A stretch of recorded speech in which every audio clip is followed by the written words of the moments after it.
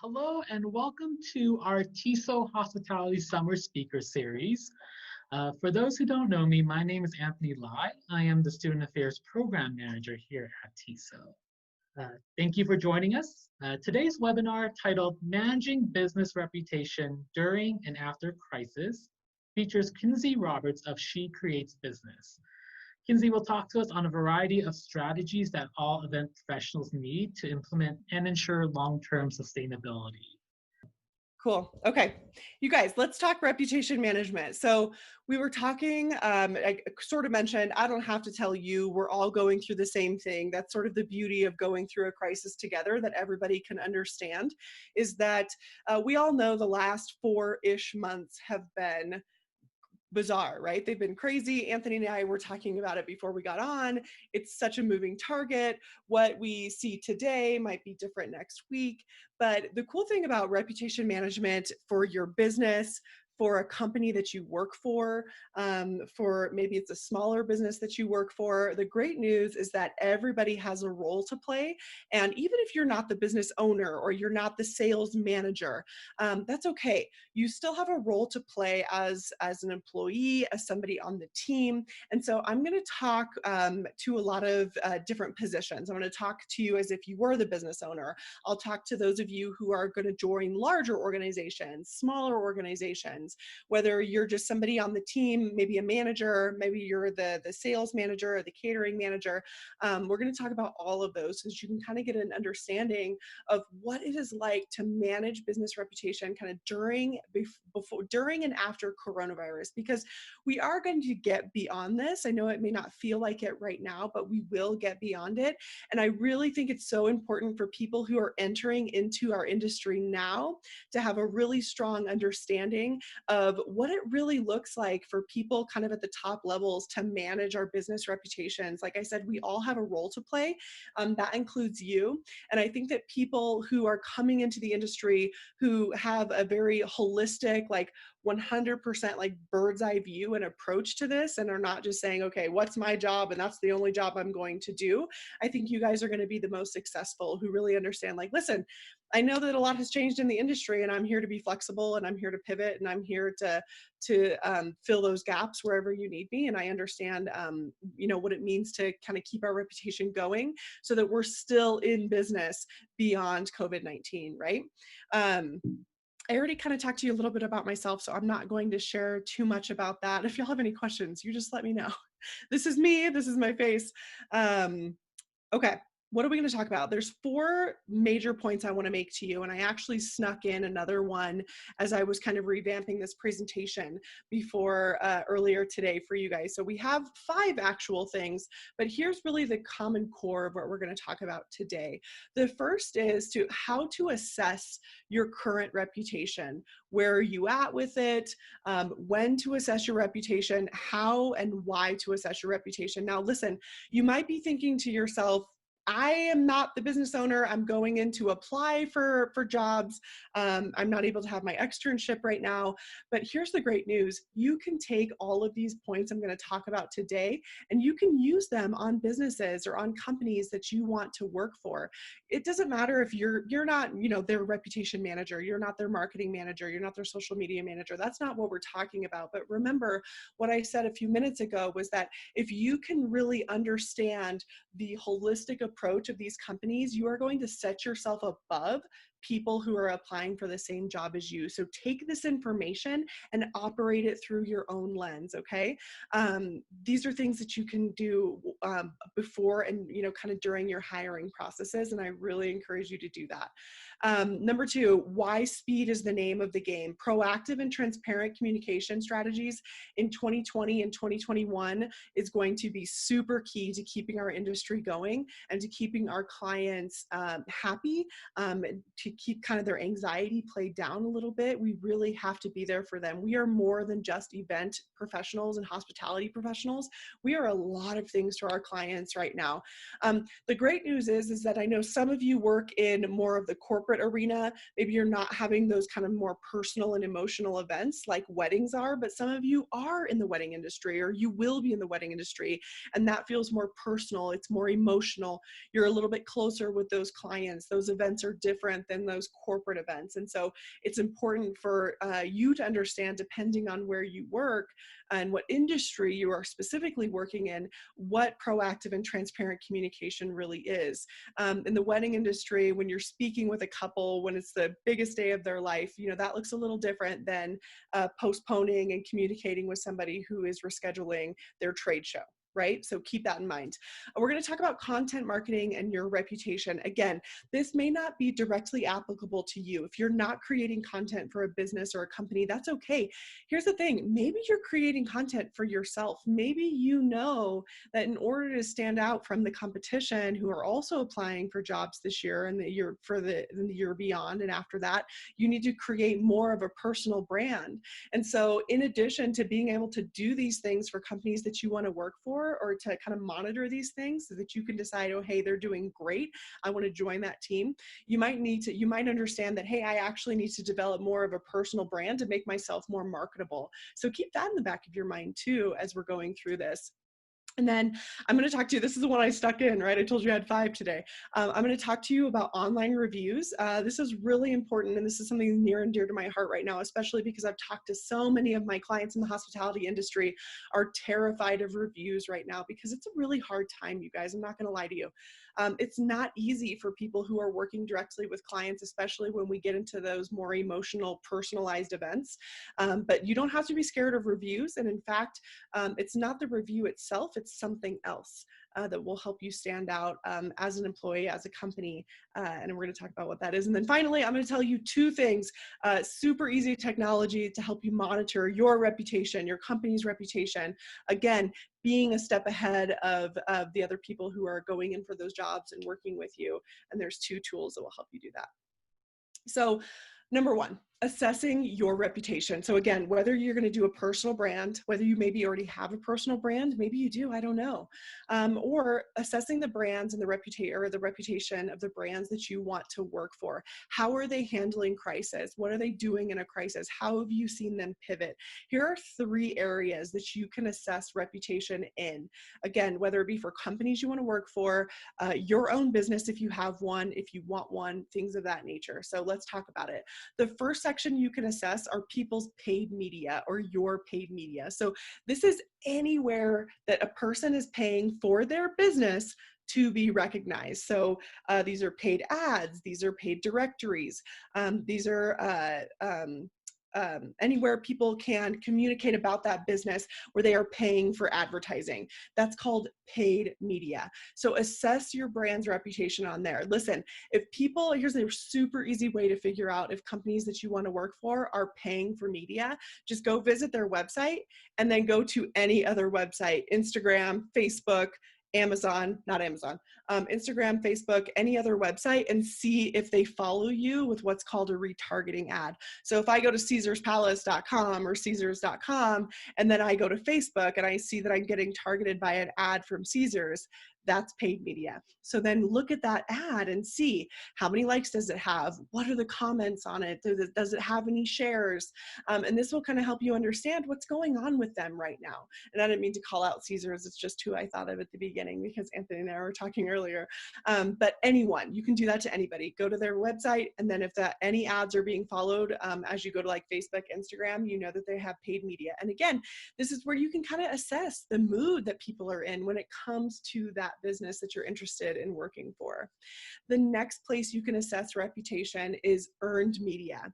So this is press, this is features, this is anywhere a business hasn't paid to be recognized, but they have been recognized. So right now, you might have a lot of local news doing reports and doing stories on local businesses because, right, we're going through a crisis. They either want to support those businesses, they want to know what they're doing, they want to know what they have going on. So look at that earned media. Again, those are stories, that's information, those are features that the company hasn't paid for. Because you may not be inside the business and are likely not inside the business, that's not always easy to find. But like I said, local news organizations, even national news organizations, there's a ton of companies there in Vegas and around the world. So just kind of see, who you're looking to work for and dig into kind of their local media and their local press and features. And again, it's about gathering kind of the mood that their clients or prospective clients are in, kind of the mood that maybe people are in charge are in. Pay attention to who's being quoted in those features, in those articles. Is that someone you can reach out to when it comes to applying for jobs, when it comes to becoming a part of that team, right? That's earned media. Assess reputations in that area. Now, for those of you who want to own your own business, these are places you're going to have to keep an eye on when it comes to your reputation. So don't forget that. You'll have paid media, you'll have earned media. For those of you who are going to work in smaller organizations where maybe you work directly with the business owner, same for them. These are places that they need to manage their reputation, and as a member of the team, I don't think it's far off if you want to differentiate yourself to help them do that without being asked and just say, oh, hey, we got this great review, or, ooh, I kind of saw this one from Tony. He didn't have a great experience. Is there anything I can do to help? And then finally, your owned media. It's called your owned media, and your social channels. These are all places, super self-explanatory. The company's social media, the company's website, the Facebook page, Instagram, Pinterest, all of those big guys, right? I call them kind of the big five. Those are all places where people can express their satisfaction or their dissatisfaction. Yelp is another one. I kind of put that in social because it's not paid or earned. It's not necessarily social, or it's certainly not owned media because nobody owns Yelp. But anywhere like that people can express their feelings about the business and express how they feel about your reputation. These are all places that you're going to want to be looking at and assessing people's reputation. What is the communication like? Listen, there, especially right now, again, to set yourself apart from other people who are going to be entering the industry as well, it is not far off to, why don't you do like a quick scoop and get in contact with these companies and see how they're responding. How fast are they answering the phone? How fast are they answering emails? What is their process like? What are their processes like? Is there any way that you can get in there? And if you can't visit them in person, I just mean kind of get into their communication funnel and see what's going on. The more you know, the better it will be for you when it comes time to interview with these companies, when it comes time to start your own business. This information will kind of help you, like I say, gather that holistic approach so that you're not just focused on like the one track mind of your job. Because I'll be honest with you guys, companies are shifting right now. We are having to do a lot of things that are not necessarily in our wheelhouse, but as long as we can work together as a team, it's really helping us. And it helps us all build that foundational approach to reputation management, because then if we all know what's going on, even, from the bottom level, and I don't mean this offensively, I just mean, you know what I'm saying? I just mean from a hierarchical structure of a business, kind of from the top down, right? And the bottom up, as long as we're all on the same page, and we really should be on the same playing field right now. Again, it helps that whole reputation management system run effectively, and it's better for all of our jobs, right? So next thing I want to talk to you about is going along the lines of communication. Remember, just a few seconds ago, I said, if you can sort of get in the communication funnel of people that you want to work for or people that you want to emulate when you start your own business, it can really help you understand, hey, I love the way they're doing this. I don't love the way they're doing that from a consumer's perspective, because that's what you would be at that point. Here's what I like. Here's what I don't like. And when we put ourselves in the consumer shoes, we can really understand why speed is the name of the game, especially in a crisis, especially, during and after COVID-19, because it's a confusing situation for all of us. We don't have the answer. I was telling Anthony offline, we just had one of our first COVID weddings at my wedding venue, and it went well, but listen, we all had to work together. All the vendors had to work together, from the caterer to the event rentals, and none of us had the right answers, but we were fast. And as long as we can be fast with our clients, they're okay. Even if that fast answer is, I don't know, but I'm going to find the answer for you that feels like the best fit, that is better than nothing. So let's talk about why speed is the name of the game. Number one, being proactive. So being proactive with clients that you work for now, clients that you want to work for when you start applying for jobs or in your own business, really helps you solidify yourself as the expert. And we need to be the expert in the industry. Our clients are not the experts. We do this as, this is our profession, right? This is our livelihood. So we need to become the experts. And again, don't hear what I'm not saying. I'm not saying you need to become the COVID-19 expert. That's not what I'm saying. What I am saying is you need to become the expert guide for your clients. So do not wait for them to come to you. Anticipate needs, anticipate questions, and that way you can be proactive with answers, right? Remember, I said that even if you are being proactive and saying, listen, we know that this new mandate just came out. We don't have the answer for you yet, but behind the scenes, we're working on it, and you're going to have more information from us within 48 hours. That is proactive communication, and you didn't give them any answers because you don't know. It's okay to do that. Proactive doesn't mean you know everything. It just means that you're not waiting for your clients to come to you. Your business is not waiting for clients to come to them.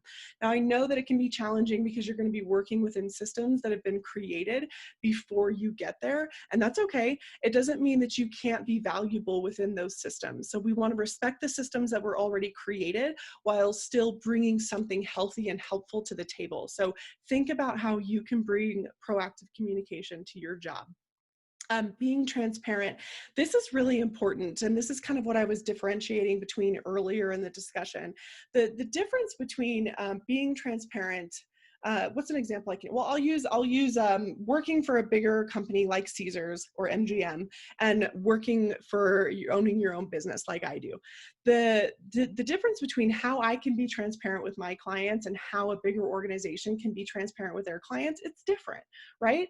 It's not the same. And I don't mind saying that because it's not bad. It's not bad different. It just is different. And we have to understand that depending on the organizations we're working within, right? Remember, I said we have to respect the processes that have already been created as far as managing reputation, as far as marketing, as far as client communication.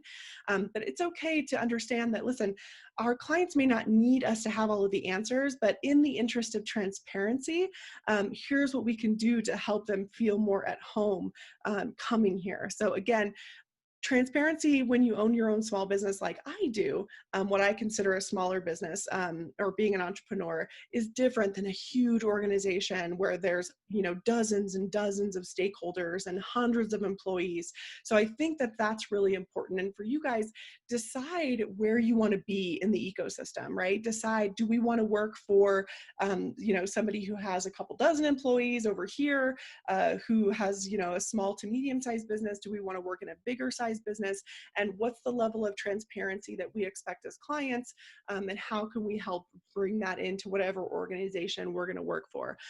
Listen, transparency in any kind of organization doesn't mean you have to tell people everything all the time. There's this great saying, and I love it.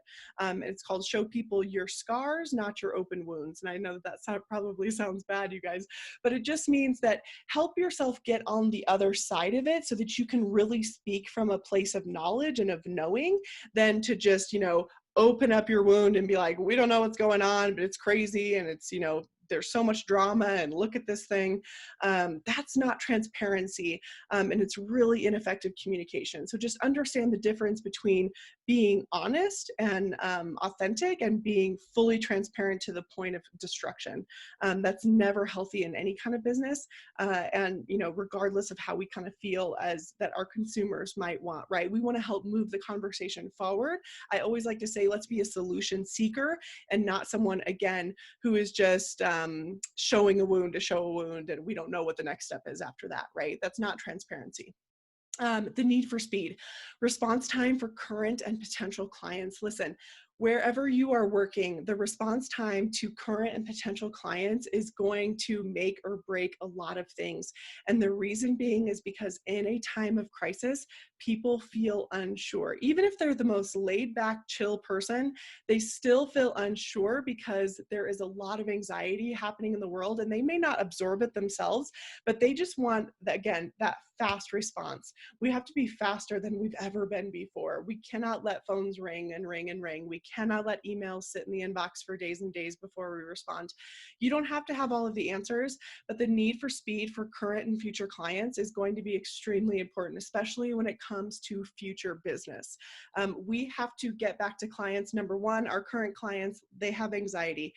We need to be able to assuage that anxiety a little bit. And number two, our future clients, they need to still know that we're in business, that this company is still in business. And so what we can do as employees or people people who work for companies or people who own our own business, what we can do is we can help shorten that response time. We can help assuage that anxiety by getting back to people, by letting them know, yes, we are still in business. Yes, we are still booking, and really showing up for them when they need it. So again, the sort of lackadaisical response time that sometimes happens when everything is happy and going well is not an option during crisis. It's certainly not a good for your reputation during and kind of after something like coronavirus, because people are unsure about business in general because we've all been closed at some point, and they need to know that we're open, that we're accepting business, and that we're going to be here in the future, right? Response time, speed is the name of the game. Adaptability. So in the industry, in the hospitality industry right now, I'm hearing a lot of, and I even say it too, and it's kind of a misnomer, is that we need to pivot. And sometimes a pivot means, the term means to change, to move, to make a change, and that's pivoting. And a lot of times, and in most people's cases, with most of my clients and people that I talk to, you don't actually need to pivot, you just need to adapt to this situation. So a lot of the things that we've talked about, being proactive, being speedy in communication, especially when you're getting back to people who want to know if you're ready for an interview, or things of that nature, being transparent, having good questions, that's adaptability, right? Saying, yes, I will wear a mask. I have a great idea for social distancing. That's adaptability. We don't have to pivot and completely change what we're trying to do. We don't have to say, oh my gosh, maybe I don't want to be in hospitality. That's not the case, right? Because we're coming back from this. Adaptability and pivoting are not the same. So you may not have to change what you're doing. You just have to be adaptable to this situation. And never was this more true in times of crisis like we are in right now. It really helps people feel comfortable in your space because they know, again, you're that solution seeker. And how this can help businesses is that you're going to be a rock. You're going to be a pillar, a foundational pillar for the businesses that you work within or for the business that you own. And people know that they can come to you for help, or if they just need to be reminded that, hey, listen, I have an answer for us. I may not have it right now, but I'm going to think of something. So that's really what adaptability is. And when you can provide that adaptable and flexible and fluid, again, kind of pillar of strength to the company that you work for, they're going to go to you with issues, with problems. And not that you're just going to be kind of the dumping zone for all of that, but because they trust you to make a difference in their organization. And that's what hospitality is. We are here to make a difference in organizations. We're here to make a difference in people's events. And it's important for us to be that person for these people. Again, you don't have to know about coronavirus. You don't have to know everything there is to know. I certainly don't, and have been doing a lot of research just because we do own an event space. But it is important for people to be able to rely on us and trust us in this time, because that's what hospitality is all about. And then finally, documentation. I love this, especially no matter if you are the employee, if you own the business, doesn't matter. Document everything, even if it's just for yourself, especially in times of crisis. Do you know why this can help reputation management?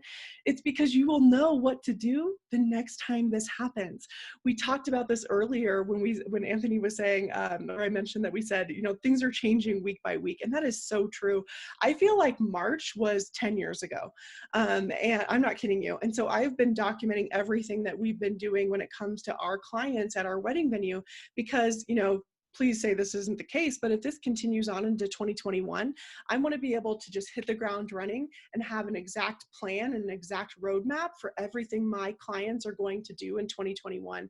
And I'm not going to be able to just remember everything. So again, no matter where you are in your company structure, you should be documenting everything so that for your personal satisfaction, so that you can remember what you did, what worked, what didn't work, what made clients happy, what made clients upset, what really made things easy to transition to a new date, to a postponement, what really made it easy to communicate with people, what wasn't great when it came to communication, how can you be faster, how can you be more proactive.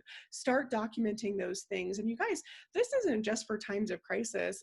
Again, if you can show yourself to be a valuable asset in any organization, this is all, like I said, this is all kind of the foundational piece of a business. If you can help raise the reputation of the business that you work for, that's good for everyone's job. So documentation will really help you understand, okay, this worked, this didn't work. Here's something here, a couple of new ideas for this piece of the pie, and then move on from there. Now, again, it's really important to understand that not all of your ideas will be able to be implemented. Maybe none of them will be, but it doesn't mean that you, the person, can't make sure that, again, within those processes that have already been created before you got there, that you're not operating to maximum capacity, right? Because that is what will set you apart. So operate at maximum capacity by implementing kind of these foundational principles of reputation management.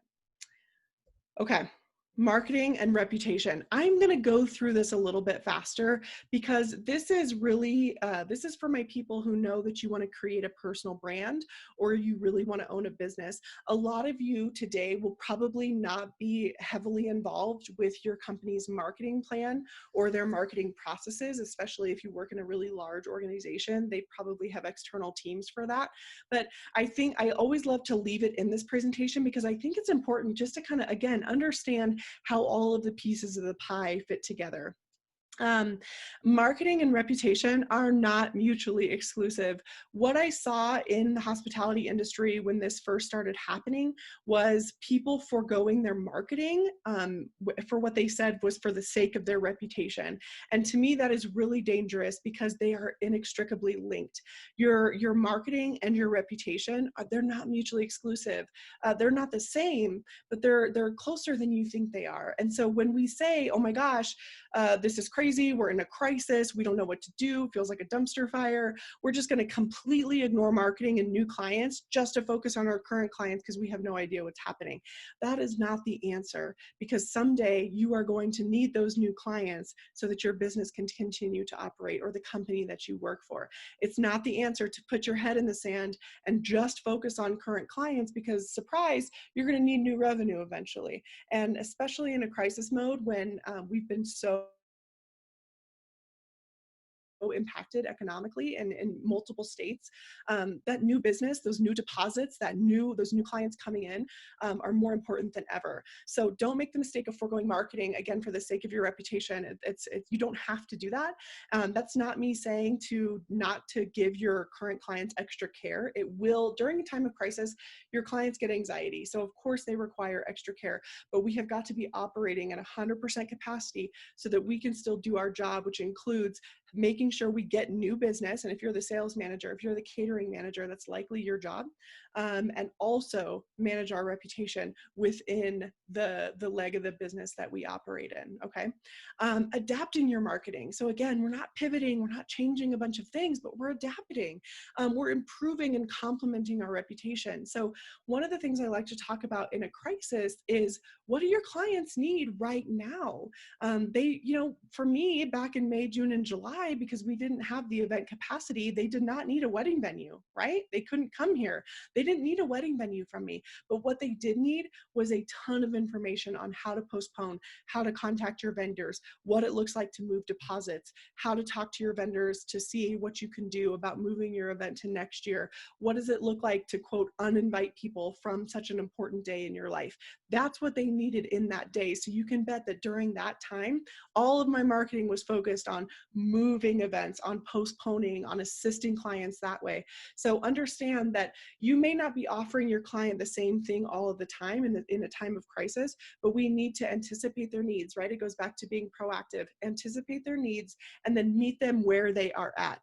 When it comes to marketing, you could probably tell if you were looking for this, that most companies, if they were paying attention, removed all of their current ads and that were like, come to Vegas, come to Caesars, do whatever, like nothing was happening, right? And now what is it? It's all about virtual connection, like you and I are doing right now. It's all about come see us next year. It's all about, super cheap flight tickets. It's all about, being together but apart. That's all people's brand messaging. I mean, we have retail stores that are advertising masks and work at home clothes, right? That's meeting clients where they are at. So just understand the difference between, completely marketing something that is irrelevant that your clients do not need right now, like marketing a wedding venue in May of 2020, and marketing what they actually needed in the moment, which was someone to help support them while they moved an entire event to a totally different year. So adapt your marketing. And then using reputation data to inform marketing. Again, I said I would blow through this kind of quickly, but I just want to touch on this really quick because I talked about this at the beginning, especially as you're applying for jobs, as you're working within bigger organizations, using kind of their reputation data to inform their marketing. If you stay informed from an outsider's perspective or from someone who works there, and then kind of try to put yourself in the client's shoes, if you stay informed on someone's reputation data, which I showed you how to do earlier, how to assess somebody's reputation, and then use it to help inform marketing. Again, for those of you who are going to work within a bigger organization, you're not going to be informing marketing, right?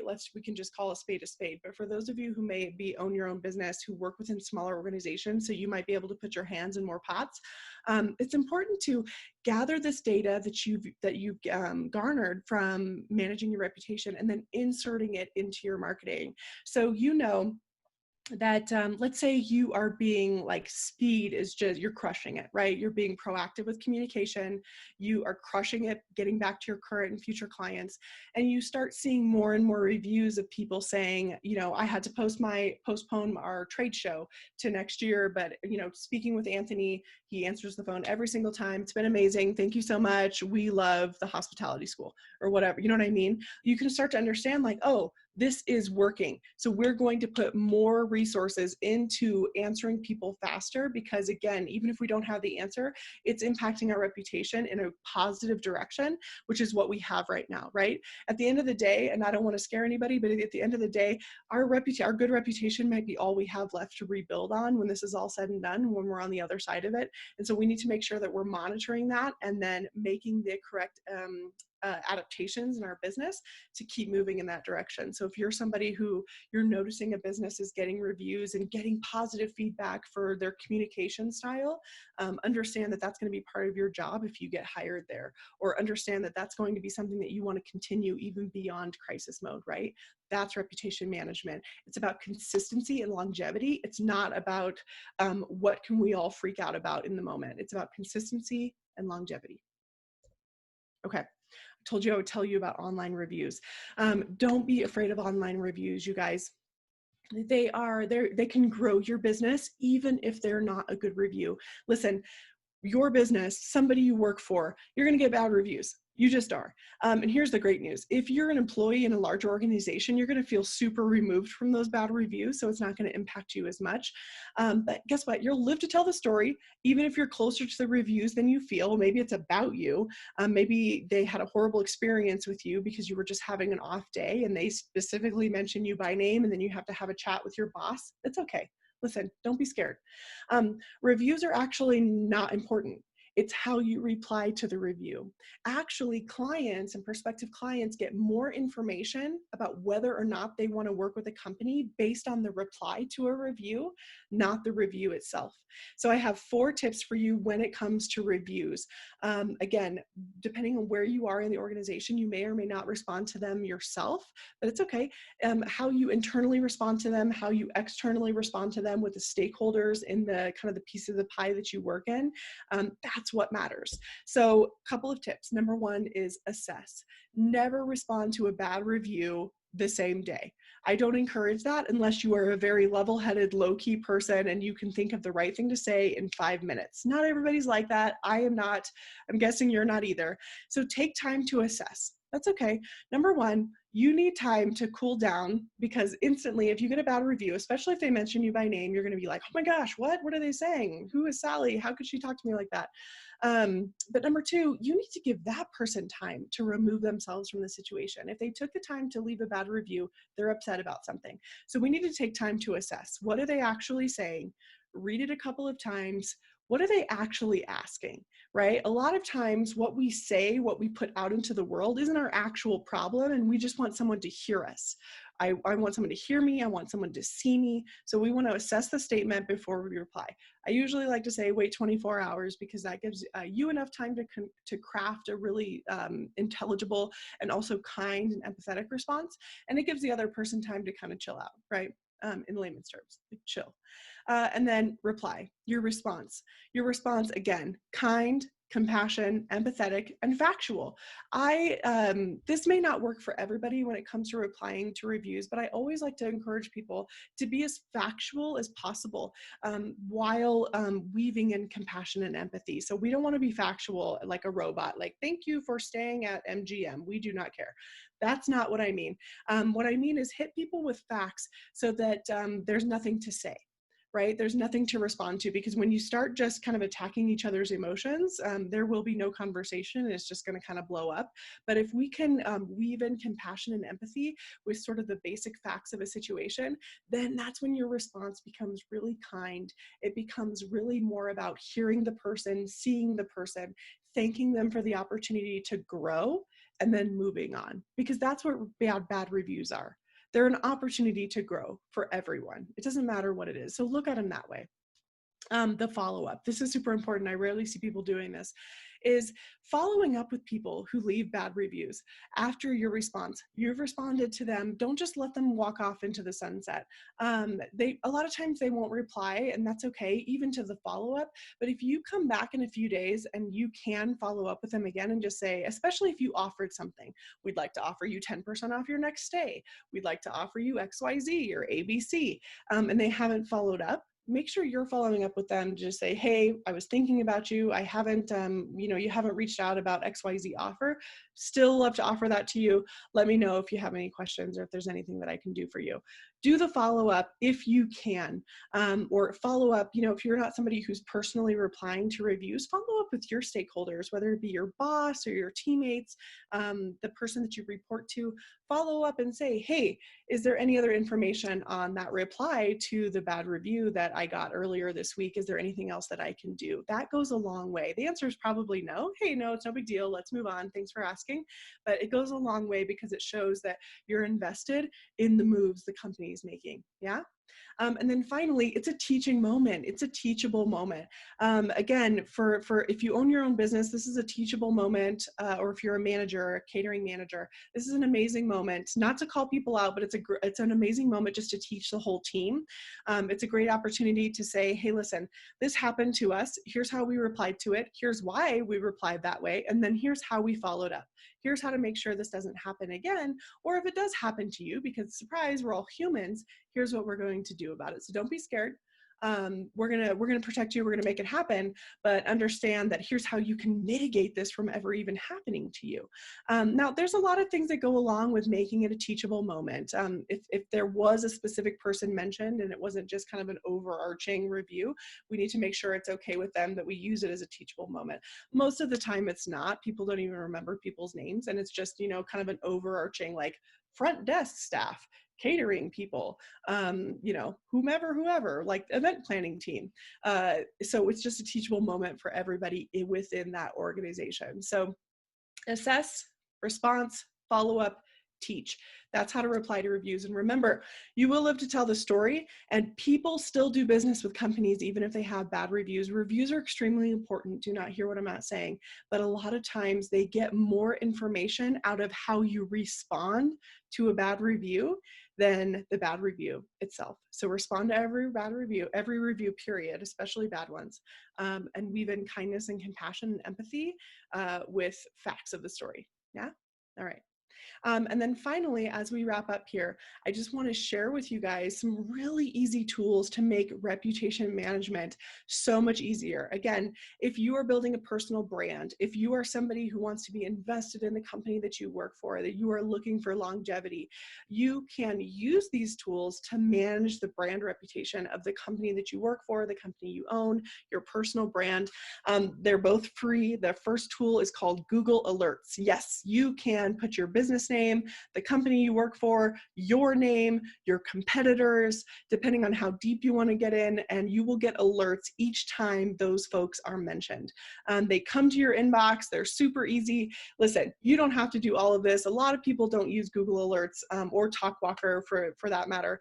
But again, if you're somebody who, depending on the trajectory you want your career to go in, if you do want to get into more of the reputation management, the marketing side of things, then these are amazing places to start, because it kind of just helps you, again, stay on the forefront of what's going on in your industry, in your community, with your company, with your business, with your competitors. Talkwalker is the same thing. It's also free. You can input the same strategy into Talkwalker so that you can start getting those alerts and monitoring those things. So that way, you know that, listen, if you're working for XYZ company in your local market and they get mentioned in an article, you can share that. That's part of managing reputation. That's part of being somebody who's committed, consistent part of the team. You can say, hey, look, we got featured today in Forbes or whatever it is. Love working here, et cetera, et cetera. Put yourself on people's radar. And this is especially important if you own your own business or you're managing a personal brand, because you want to be able, again, to stay 2 steps ahead, right? So tools to make it easy: Google Alerts, Talkwalker. Get that information straight to your email for free. It helps you assess data. You can think of strategic opportunities kind of for reputation improvement and reputation maintenance. Again, whether it be for your company or for your own business. And this is great to use. I use these all the time pre-coronavirus, especially right now. They're great to use because it will bring reviews in too if people mention your name, because it's all across the web. But it's also good to just keep it going after a time of crisis, because like I said, reputation management is not just for a time of crisis. It's 24/7, 365 days a year. And that's it. Thank you guys so much for having me. It has been my absolute pleasure. If you'll have questions, pop them into the Q&A. I would love to answer any questions that you have. I'm here for you. Thank you so much. Well, thank you, Kinsey. So now begins, so if you guys have any questions, submit it through our Zoom webinar chat or the Q&A feature. While we wait, I have a question for you. Could you tell me like an example of a reputation that's gone bad, and what did you do to repair it? Yeah. So when earlier in my career, when I was working for a marketing agency, we actually worked strictly with hospitality brands. So that agency worked with smaller like boutique hotel chains like in Seattle and Portland and places like that. And this is kind of like an overarching theme because I don't want to call anybody out. But sometimes when not scary, but when bad things happen at a hotel or a B&B or a chain, let's say it's, I'll just use something funny. Let's say it's bed bugs or it's, something like that. People think it's like, okay, how their first instinct, this is knee-jerk reaction, is to say, oh my gosh, let's actually just like sneak in the truck. Hopefully no one sees it, and then we'll just get them out of there, and then great, if nobody sees it, nobody sees it. When the reality is, back in when was that, 2011, that was maybe a little easier to get away with. But now, like, you guys, every single person has a camera, everybody has a smartphone, they're all part of the media as far as they're concerned. It is not okay, and I just think it's a recipe for disaster to just sweep anything under the rug. And just say, no one's going to look, we're going to sneak it in and out, and then we're going to be fine.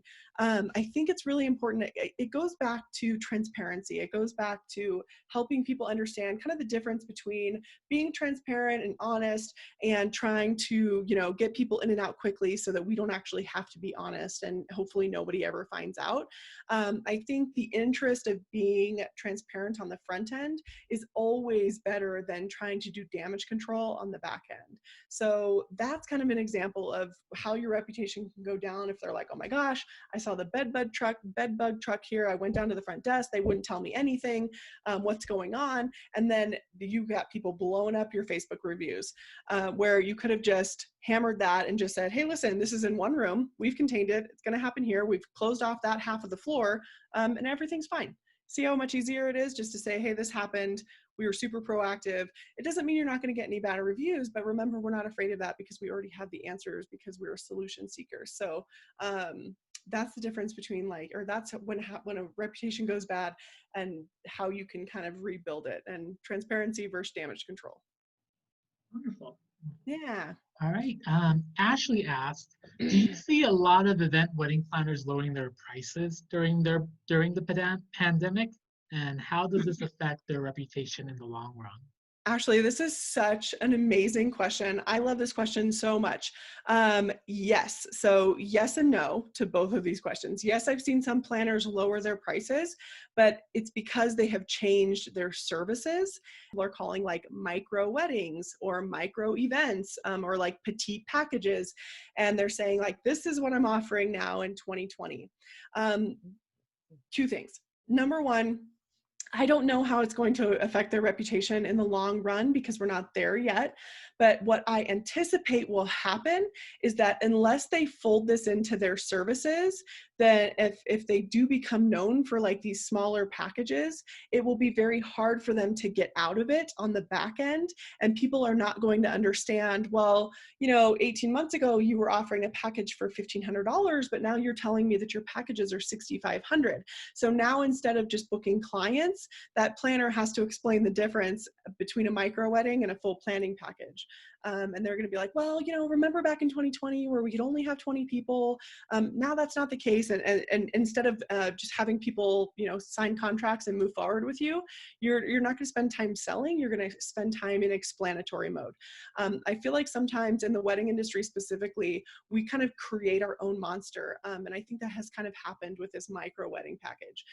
We create terms in the industry that we think that clients want. And actually what happens is it just creates more confusion. So listen, I can almost guarantee that there is no couple out there right now who is going to Google and typing in micro wedding. They don't know what that means.